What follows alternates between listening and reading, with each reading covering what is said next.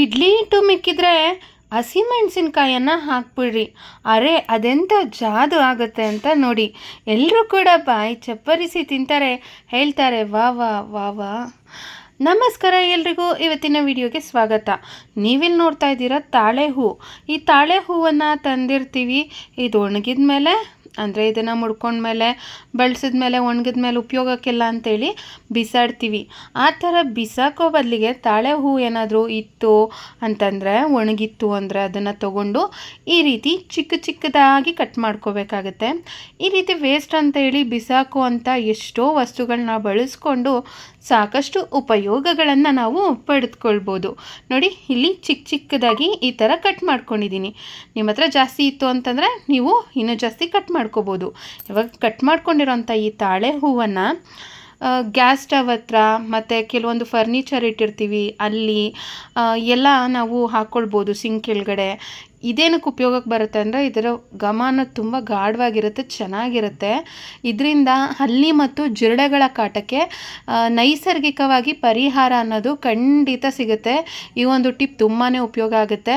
ಈ ಸಿಂಕ್ ಕೆಳಗಡೆ ಆಗಿರ್ಬೋದು, ಅಲ್ಲಿಂದನೇ ಜಿರಳೆಗಳು ಜಾಸ್ತಿ ಬರೋದು ಮನೆಗೆ, ಅಥವಾ ಕೆಲವು ಫರ್ನಿಚರ್ನ ಇಟ್ಟಿರ್ತೀವಿ ಅಲ್ಲಿ ಸಂದಿಗೊಂದಿಗಳಲ್ಲೆಲ್ಲ ಈ ರೀತಿ ತಾಳೆ ಹೂವನ್ನು ಒಣಗಿದ್ರೂ ಪರವಾಗಿಲ್ಲ, ಈ ರೀತಿ ಚಿಕ್ಕ ಚಿಕ್ಕದಾಗಿ ಕಟ್ ಮಾಡಿ ಹಾಕ್ಬಿಡಿ. ಜಿರಳೆಗಳ ಸಮಸ್ಯೆಗೆ ಹೇಳಿ ಟಾಟಾ, ಗುಡ್ ಬಾಯ್. ಹಾಗಿದ್ರೆ ಮುಂದಿನ ಟಿಪ್ಪನ್ನು ನೋಡೋಣ ಬನ್ನಿ. ನಾನಿಲ್ಲಿ ಅರ್ಧ ಸ್ಪೂನ್ ಆಗೋಷ್ಟು ಕಾಫಿ ಪುಡಿಯನ್ನು ತೊಗೊಂಡಿದ್ದೀನಿ. ಮಾಮೂಲಿ ಕಾಫಿ ಪುಡಿ, ಇನ್ಸ್ಟೆಂಟ್ ಕಾಫಿ ಪೌಡರ್ ಅಲ್ಲ, ಮಾಮೂಲಿ ಕಾಫಿ ಪುಡಿ ಜೊತೆಗೆ ಅರ್ಧ ಸ್ಪೂನ್ ಆಗೋಷ್ಟು ಜೇನುತುಪ್ಪ, 1-2 ಸ್ಪೂನ್ ಆಗೋಷ್ಟು ಹಾಲನ್ನು ಹಾಕ್ಕೊಂಡಿದ್ದೀನಿ. ಹಾಲನ್ನು ಹಾಕ್ಬಿಟ್ಟು ನೋಡಿ ಈ ರೀತಿ ಕ್ಲೀನಾಗಿ ಮಿಶ್ರಣ ಮಾಡ್ಕೊಂಡಿದ್ದೀನಿ. ಇದನ್ನು ಇವಾಗ ನೋಡಿ ಈ ರೀತಿ ಹಚ್ಕೊಂಡು ಮಸಾಜ್ ಮಾಡ್ಕೊಳ್ತಾ ಇದ್ದೀನಿ. ಈಗ ಮುಖದಲ್ಲೆಲ್ಲ ಕೆಲವರಿಗೆ ಮೂಗತ್ರ ಸೈಡಲ್ಲೆಲ್ಲ ಡೆಡ್ ಸ್ಕಿನ್ ಇರುತ್ತೆ ಮುಖದಲ್ಲಿ, ಮತ್ತು ಬ್ಲ್ಯಾಕ್ ಹೆಡ್ಸ್, ವೈಟ್ ಹೆಡ್ಸ್ ಈ ಥರ ಎಲ್ಲ ಇರುತ್ತೆ. ಅದೆಲ್ಲ ಹೋಗಬೇಕು ಅಂತಂದರೆ ಈ ರೀತಿ ಒಂದು ನೈಸರ್ಗಿಕವಾದ ಲಿಕ್ವಿಡನ್ನು ಮನೆಯಲ್ಲೇ ತಯಾರಿಸ್ಕೊಂಡು ಇದರಿಂದ ಸ್ಕ್ರಬ್ಬರ್, ನ್ಯಾಚುರಲ್ ಸ್ಕ್ರಬ್ಬರ್ ಆಗಿ ಕಾಫಿ ಪುಡಿ ಅನ್ನೋದು ಕೆಲಸ ಮಾಡುತ್ತೆ. ಸೊ ಈ ಥರ ತಯಾರಿಸ್ಕೊಂಡು ಮುಖಕ್ಕೆ ಹಚ್ಚಿ ಮಸಾಜ್ ಮಾಡಿ ವಾರದಲ್ಲಿ 2-3 ದಿನ ನೀವು ಇದನ್ನು ಟ್ರೈ ಮಾಡಿ ನೋಡಿ. ಮುಖ ಕೂಡ ತುಂಬ ಚೆನ್ನಾಗಿ ಗ್ಲೋ ಬರುತ್ತೆ. ಅದ್ರ ಜೊತೆಗೆ ಈ ಬ್ಲ್ಯಾಕ್ ಹೆಡ್ಸು, ವೈಟ್ ಹೆಡ್ಸು ಎಲ್ಲ ಕೂಡ ನಿವಾರಣೆ ಆಗುತ್ತೆ. ಒಂದು 5 ನಿಮಿಷ ಮಸಾಜ್ ಮಾಡಿ ನಂತರ ನಾರ್ಮಲ್ ನೀರಿನಲ್ಲಿ ಮುಖ ತೊಳ್ಕೊಳ್ಳಿ. ನೋಡಿ, ಮೊದಲು ಹೇಗಿತ್ತು ಸ್ಕಿನ್, ಈಗ ಯಾವ ಥರ ಆಗಿದೆ, ಮತ್ತು ಇಲ್ಲಿ ಕಾಂತಿ ಕೂಡ ಬಂದಿದೆ, ಶೈನಿಯಾಗಿ ಕಾಣಿಸ್ತಾ ಇದೆ. ನೀವು ಇಲ್ಲಿ ನೋಡ್ಬೋದು. ಮುಂದಿನ ಟಿಪ್ ನೋಡಿ ಸ್ನೇಹಿತರೆ, ಈ ಥರ ಹೊಸ ಪಾತ್ರೆಗಳನ್ನೇನಾದರೂ ತೊಗೊಂಡಿರ್ತೀವಿ, ಅದ್ರ ಮೇಲಿನ ಸ್ಟಿಕ್ಕರ್ನ ತೆಗಿಯೋಕ್ಕೋದ್ರೆ ಗಮ್ಮನದ ಹಾಗೆ ಉಳ್ಕೊಂಬಿಡುತ್ತೆ, ಅದು ಹೋಗೋದೇ ಇಲ್ಲ. ಅದ್ರ ಬದಲಿಗೆ ನೋಡಿ ಈ ರೀತಿ ಸ್ಟವ್ ಮೇಲೆ ಸಣ್ಣ ಉರಿನಲ್ಲಿ 1-2 ನಿಮಿಷಗಳ ಕಾಲ, ಜಾಸ್ತಿ ಹೊತ್ತು ಬೇಕಾಗಿಲ್ಲ, ಒಂದು ಸ್ವಲ್ಪ ಹೊತ್ತು ನೋಡಿ ಹೀಗೆ ಬಿಸಿಗಿಟ್ರೆ ಸಾಕು, ಅದು ಸ್ಟಿಕ್ಕರ್ ತಂತಾನಾಗೆ ಮೇಲೆ ಎದ್ದೇಳುತ್ತೆ. ನೋಡಿ, ಈಗ ನಾನು ಇನ್ನೊಂದು ಬಟ್ಲನ್ನು ಕೂಡ ಇಟ್ಟು ಬಿಸಿ ಮಾಡ್ತಾ ಇದ್ದೀನಿ. ನೋಡಿ, ಸ್ಟಿಕ್ಕರ್ ಈ ಥರ ಎದ್ದೇಳುತ್ತಲ್ಲ, ಆವಾಗ ಈಸಿಯಾಗಿ ಗಮ್ ಎಲ್ಲ ಬಂದುಬಿಡುತ್ತೆ. ಇದರಿಂದ ಯಾವುದೇ ರೀತಿಯ ಗಮ್ ಅನ್ನೋದು, ಸ್ಟಿಕ್ಕರ್ ಅನ್ನೋದು ಉಳಿಯೋದಿಲ್ಲ. ಕ್ಲೀನಾಗಿ ಈ ವಿಧಾನದಲ್ಲಿ ಸ್ಟಿಕ್ಕರನ್ನು ಹೊಸ ಪಾತ್ರೆಗಳಿಂದ ತೆಗಿಬಹುದು. ಮುಂದಿನ ಟಿಪ್, ಇದು ತುಂಬಾ ಉಪಯೋಗ ಆಗುತ್ತೆ ನೋಡಿ, ಕಷ್ಟಪಡೋದು ಬೇಡ, ಈಸಿಯಾಗಿ.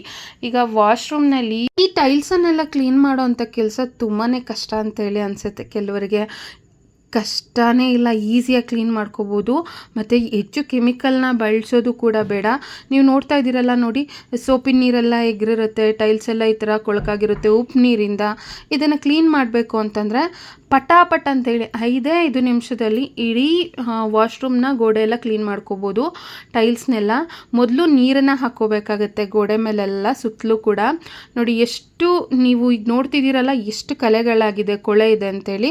ನಾನು ವಾಶ್ ಮಾಡಿ ತೋರಿಸ್ತೀನಿ ನೋಡಿ ನಿಮಗೆ, ಬಿಫೋರ್ ಹೇಗಿತ್ತು, ಆಫ್ಟರ್ ಹೇಗಾಗಿದೆ ಅಂತೇಳಿ ನೀವೇ ಹೇಳ್ತೀರಾ. ಅಷ್ಟು ಚೆನ್ನಾಗಿ ಕ್ಲೀನ್ ಆಗುತ್ತೆ. ಈ ಒಂದು ಸ್ಕ್ರಬ್ಬರ್ ಬಂದು ನಾನು ಆನ್ಲೈನಲ್ಲಿ ತೊಗೊಂಡಿದ್ದು, ಸಿಗುತ್ತೆ. ಇದಕ್ಕೆ ನೋಡಿ ಈ ಥರ ಹ್ಯಾಂಡ್ಲ್ ಇರೋದ್ರಿಂದ ಕೈಯಲ್ಲಿ ಹಿಡ್ಕೊಂಡು ಈಸಿಯಾಗಿ ಉಚ್ಕೊಳ್ಳೋದಕ್ಕೆ ಇದು ತುಂಬಾ ಹೆಲ್ಪ್ ಆಗುತ್ತೆ. ಈ ಥರ ಸ್ಕ್ರಬ್ಬರನ್ನು ತೊಗೊಂಡಿದ್ದೀನಿ. ಅದ್ರ ಮೇಲೆ ನಾನು ₹1 ಶಾಂಪೂ ತೊಗೊಂಡಿದ್ದೀನಿ. ಕ್ಲಿನಿಕ್ ಪ್ಲಸ್ ಶಾಂಪೂನ ಒಂದು ಅರ್ಧ ಭಾಗ ಆಗೋಷ್ಟು ಹಾಕ್ಕೊಂಡಿದ್ದೀನಿ. ಇನ್ನು ಅರ್ಧ ಭಾಗ ಮಧ್ಯದಲ್ಲಿ ಈ ಸ್ಕ್ರಬ್ಬರ್ ಮೇಲೆ ಹಾಕ್ಕೊಂಡು ಉಜ್ಕೊಳ್ಬೋದು. ಈಗ ವಿಮ್ ಡಿಶ್ ವಾಷಿಂಗ್ ಲಿಕ್ವಿಡ್, ಪಾತ್ರೆ ತೊಳೆಯೋದಕ್ಕೆ ಬಳಸೋಂಥ ಲಿಕ್ವಿಡನ್ನು ತೊಗೊಂಡಿದ್ದೀನಿ. ಇದೆರಡನ್ನು ಈ ರೀತಿ ಸ್ಕ್ರಬ್ಬರ್ ಮೇಲೆ ಹಾಕ್ಕೊಂಡು, ಸ್ಕ್ರಬ್ಬರನ್ನು ಮೊದಲೇ ಸ್ವಲ್ಪ ತೇವ ಮಾಡ್ಕೊಂಡಿದ್ದೆ ನಾನು. ಇವಾಗ ಅದ್ರ ಮೇಲೆ ಶಾಂಪೂ ಮತ್ತು ಡಿಶ್ ವಾಷಿಂಗ್ ಲಿಕ್ವಿಡ್ನ ಹಾಕ್ಕೊಂಡಿದ್ದೀನಿ. ನೋಡಿ ಕೊಳೆ ಹೇಗೆ ಹೋಗ್ತಾ ಇದೆ, ಜಸ್ಟ್ ಹೀಗೆ ಹಾಕಿ ಗುಜ್ಜಿದ್ದಷ್ಟೇ. ಮತ್ತು ಈ ಜಾಸ್ತಿ ಕೆಮಿಕಲ್ಸ್ನೆಲ್ಲ ಹಾಕಿ ಗೋಡೆ ಕ್ಲೀನ್ ಮಾಡೋದ್ರಿಂದ ಏನಾಗುತ್ತೆ ಅಂದರೆ ಈ ಟೈಲ್ಸ್ ಕ್ಲೀನ್ ಮಾಡೋದ್ರಿಂದ ಟೈಲ್ಸ್ನಲ್ಲಿರೋ ಶೈನ್ ಎಲ್ಲ ಹೋಗಿಬಿಡುತ್ತೆ, ಒಂಥರ ಬೇರೆ ಥರನೇ ಅದು ಕಲರೆಲ್ಲ ಶೇಡ್ ಆಗಿಬಿಡುತ್ತೆ. ಆ ಥರ ಆಗಬಾರ್ದು ಅಂತಂದರೆ ನೀವು ಈ ಥರ ಶಾಂಪೂನ ಡಿಶ್ ವಾಷಿಂಗ್ ಲಿಕ್ವಿಡ್ನ ಬಳಸಿ ಕ್ಲೀನ್ ಮಾಡೋದ್ರಿಂದ ಟೈಲ್ಸ್ ಒಂದು ಸತಿ ಈ ವಿಧಾನದಲ್ಲಿ ನೀವು ಕ್ಲೀನ್ ಮಾಡಿ ನೋಡಿ, ಎಷ್ಟು ಚೆನ್ನಾಗಾಗಿದೆ, ಎಷ್ಟು ಕ್ಲೀನಾಗಿದೆ ಅಂಥೇಳಿ ನೀವೇ ಕಮೆಂಟ್ ಮೂಲಕ ಬರೆದು ತಿಳಿಸ್ತೀರಾ. ಶೈನಿಯಾಗಿ ಕಾಣುತ್ತೆ ಈ ಥರ ಟೈಲ್ಸನ್ನು ಕ್ಲೀನ್ ಮಾಡ್ಕೊಳ್ಳೋದ್ರಿಂದ. ನೋಡಿ ನಾನು ಮೇಲ್ಭಾಗದಲ್ಲೆಲ್ಲ ಉಚ್ಕೊಂಡೆ, ಎಷ್ಟು ಚೆನ್ನಾಗಿ ನೊರೆ ಎಲ್ಲ ಬರ್ತಾ ಇದೆ ನೋಡಿ, ಎಷ್ಟು ಚೆನ್ನಾಗಿ ಕೊಳೆ ಹೋಗ್ತಿದೆ. ಇಲ್ಲ ಡಿಫ್ರೆನ್ಸ್ ನಿಮಗೆ ಗೊತ್ತಾಗ್ತಿದೆ ಅಲ್ವಾ? ಈ ವಿಧಾನದಲ್ಲಿ 1-2 ನಿಮಿಷದಲ್ಲಿ ನೋಡಿ ನೀರನ್ನು ಹಾಕೋಬೋದು ಮತ್ತು ಶಾಂಪು ಮತ್ತು ಲಿಕ್ವಿಡನ್ನು ಹಾಕೊಂಬಿಟ್ಟು ಸ್ಕ್ರಬ್ಬರನ್ನು ಒದ್ದೆ ಮಾಡ್ಕೊಂಡಿರ್ಬೇಕು. ಮೊದಲೇ ಲಿಕ್ವಿಡನ್ನು ಹಾಕೊಂಬಿಟ್ಟು ಗೋಡೆ ಎಲ್ಲ ಈ ಥರ ಲೈಟಾಗಿ ಉಚ್ಕೊಂಬಂದರೆ ನೋಡಿ ಉಪ್ಪಿನ ಅಂಶ ಎಲ್ಲ ಕೂಡ ಬಂದುಬಿಡುತ್ತೆ ಕ್ಲೀನಾಗಿ. ನೀರನ್ನು ಹಾಕಿ ಇವಾಗ ನಾನು ತೊಳಿತಾ ಇದ್ದೀನಿ. ಎಷ್ಟು ಚೆನ್ನಾಗಿ ಕ್ಲೀನಾಗಿಬಿಡುತ್ತೆ ಅಂದರೆ ಎಲ್ಲ ಎಷ್ಟೇ ಕೊಳಕಾಗಿರಲಿ ಗಲೀಜಾಗಿರಲಿ ತುಂಬ ಚೆನ್ನಾಗಿ ಕ್ಲೀನಾಗುತ್ತೆ. ಪಳ ಪಳ ಪಳ ಅಂತ ಹೇಳಿ ಒಳಿಯುತ್ತೆ, ಟೈಲ್ಸ್ ಎಲ್ಲ ಶೈನಿಯಾಗಿ ಕಾಣುತ್ತೆ. ಕೆಮಿಕಲ್ನೆಲ್ಲ ನಮ್ಗೆ ಬಳಸೋಕ್ಕೆ ನಮಗೆ ಅಷ್ಟು ಸೇಫು ಕೂಡ ಇರಲ್ಲ. ಕೆಮ್ಮು ಬರೋದು, ಕೆಲವರಿಗೆ ಅಲರ್ಜಿ ರಿಯಾಕ್ಷನ್ ಆಗೋದು, ಕೈಯಲ್ಲೆಲ್ಲ ಇನ್ಫೆಕ್ಷನ್ ಆಗೋದು ಈ ಥರ ಆಗುತ್ತೆ. ಅದ್ರ ಬದಲಿಗೆ ಈ ಥರ ನಾವು ಆದಷ್ಟು ಸೇಫಾಗಿರೋಂಥ ಕೆಲವೊಂದಿಷ್ಟು ವಸ್ತುಗಳನ್ನ ಬಳಸ್ಕೊಂಡು ಈಸಿಯಾಗಿ ನೋಡಿ, ಮೊದಲು ಯಾವ ಥರ ಎಷ್ಟು ಕೊಳಕಾಗಿತ್ತು ಟೈಲ್ಸ್ ಎಲ್ಲ, ಇವಾಗ ನ್ಯಾಚುರಲಾಗಿ ಎಷ್ಟು ಕ್ಲೀನಾಗಿದೆ, ಶೈನಿಯಾಗಿದೆ. ಈ ಟಿಪ್ ಇಷ್ಟ ಆಯಿತಾ? ಹಾಗಿದ್ರೆ ಲೈಕನ್ನು ಕೊಡಿ. ವಿಡಿಯೋದ ಮುಖ್ಯವಾದ ಟಿಪ್ ಯಾವುದು ಅಂತಂದರೆ ನೋಡಿ ಸ್ನೇಹಿತರೆ, ಮಿಕ್ಕಿರುತ್ತೆ ಇಡ್ಲಿ ಹಿಟ್ಟು, ಒಂದು ಸ್ವಲ್ಪ ಇರುತ್ತೆ, ಅದನ್ನು ಹಾಕಿ ಮತ್ತೆ ಬೇಯಿಸೋದು ಒಬ್ರಿಗೆ ಮಾಡ್ಕೊಳ್ಳೋದು ಅಂದರೆ ರಿಸ್ಕ್ ಅಂತ ಅನಿಸುತ್ತೆ. ಏನಾದ್ರು ಟೇಸ್ಟಿಯಾಗಿ ತಿನ್ನಬೇಕು ಅಂತ ಅನಿಸಿದಾಗ ಖಂಡಿತ ಇಡ್ಲಿ ಹಿಟ್ಟು ಮಿಕ್ಕಿದ್ರೆ ಈ ಥರ ಟ್ರೈ ಮಾಡ್ಬೋದು. ಇಡ್ಲಿ ಹಿಟ್ಟಿನ ಜೊತೆಗೆ ನಾನು ಇವಾಗ 1 ಕಪ್ ಆಗೋಷ್ಟು ಅಕ್ಕಿ ಹಿಟ್ಟನ್ನು ಹಾಕ್ಕೊಂಡಿದ್ದೀನಿ. ಇವಾಗ ಒಂದು ಚಿಕ್ಕದು ಜಾರ್ನ ತೊಗೊಂಡಿದ್ದೀನಿ. ಶುಂಠಿ, ಹಸಿರು ಮೆಣಸಿನಕಾಯಿ, 1 ಸ್ಪೂನ್ ಆಗೋಷ್ಟು ಜೀರಿಗೆ ಇಷ್ಟನ್ನು ಹಾಕಿ ನಾನಿವಾಗ ಇದನ್ನು ತರಿಯಾಗಿ ರುಬ್ಕೊಂಡು ಬರ್ತೀನಿ. ಇವಾಗ ಇಡ್ಲಿ ಹಿಟ್ಟಿನ ಜೊತೆಗೆ 1 ಕಪ್ ಆಗೋಷ್ಟು ಅಕ್ಕಿ ಹಿಟ್ಟನ್ನು ಹಾಕಿದ್ದೀನಿ. ರುಚಿಗೆ ತಕ್ಕಷ್ಟು ಪುಡಿ ಉಪ್ಪನ್ನು ಹಾಕಿದ್ದೀನಿ. ಇವಾಗ ನೋಡಿ ಇದನ್ನು ನಾನು ಮಸಾಲೆ ರೆಡಿಯಾಗಿದೆ, ತರಿಯಾಗಿ ರುಬ್ಕೊಂಡಿದ್ದೀನಿ. ಈ ಹಸಿಮೆಣಸಿನ್ಕಾಯ ಮಸಾಲೆ ಇದು ಒಳ್ಳೆ ರುಚಿ ಬರುತ್ತೆ. ಇವಾಗ ಅದ್ರ ಜೊತೆಗೆ ಸ್ವಲ್ಪ ನೀರನ್ನು ಹಾಕಿದ್ದೀನಿ, ಅಂದರೆ ಜಾರಿಗೆ ಒಂದು ಸ್ವಲ್ಪ ನೀರನ್ನು ಮಿಕ್ಸ್ ಮಾಡಿಕೊಂಡು ಮಸಾಲೆ ನೀರನ್ನು ಹಾಕಿದ್ದೀನಿ. ಕೊತ್ತಂಬರಿ ಸೊಪ್ಪನ್ನು ಹಾಕ್ಬಿಟ್ಟು ಇದನ್ನು ಚೆನ್ನಾಗಿ ನೋಡಿ ಈ ರೀತಿ ಕನ್ಸಿಸ್ಟೆನ್ಸಿ ಸ್ಪೂನಲ್ಲಿ ಹೀಗೆ ಹಾಕಿದ್ರೆ ಕೆಳಗೆ ಬೀಳಬೇಕು, ಈ ಕನ್ಸಿಸ್ಟೆನ್ಸಿನಲ್ಲಿ ಕಲಿಸ್ಕೊಂಡಿದ್ದೀನಿ. ಇವಾಗ ಎಣ್ಣೆನ ಕಾಯೋದಕ್ಕೆ ಅಂತೇಳಿ ಇಟ್ಟಿದ್ದೀನಿ. ಎಣ್ಣೆ ಚೆನ್ನಾಗಿ ಕಾದಿದೆ. ಇವಾಗ ಸ್ಪೂನಲ್ಲಿ ಎತ್ಕೊಂಡು ನೋಡಿ ಚೂರೇ ಈ ರೀತಿ ಎಣ್ಣೆಯಲ್ಲಿ ಡೀಪ್ ಫ್ರೈ ಮಾಡ್ಕೊಳ್ತಾ ಇದ್ದೀನಿ. ಪಟ ಅಂತೇಳಿ ಕೂಡ ಮಾಡ್ಕೊಳ್ಬೋದು. ಸಂಜೆ ಟೈಮಲ್ಲೆಲ್ಲ ತಿನ್ನೋದಕ್ಕೆ ಒಂದೊಳ್ಳೆ ಚಾಟಾಗಿ ಚೆನ್ನಾಗಿರುತ್ತೆ ಈ ಒಂದು ರೆಸಿಪಿ. ನೋಡಿ ಎಣ್ಣೆಯಲ್ಲಿ ನಾನಿವಾಗ ಕರ್ಕೊಳ್ತಾ ಇದ್ದೀನಿ. ಇದನ್ನು ಎರಡೂ ಕಡೆ ಚೆನ್ನಾಗಿ ಡೀಪ್ ಫ್ರೈ ಮಾಡ್ಕೋಬೇಕಾಗತ್ತೆ. ಇವತ್ತಿನ ವಿಡಿಯೋದಲ್ಲಿ ನಾನು ಶೇರ್ ಮಾಡಿರೋಂಥ ಟಿಪ್ಸ್ಗಳಲ್ಲಿ ನಿಮಗೆ ಯಾವ ಟಿಪ್ ತುಂಬ ಇಷ್ಟ ಆಯಿತು ಅಂಥೇಳಿ ಕಮೆಂಟ್ ಮೂಲಕ ಬರೆದು ತಿಳಿಸಿ. ನಾನೀಗಾಗಲೇ ನಮ್ಮ ಶ್ರೀಮತಿಯರಿಗೆ ಉಪಯೋಗ ಆಗುವಂತಹ ಸಾಕಷ್ಟು ಒಳ್ಳೆ ಸೂಪರ್ ಟಿಪ್ಸ್ಗಳನ್ನು ಶೇರ್ ಮಾಡಿದ್ದೀನಿ.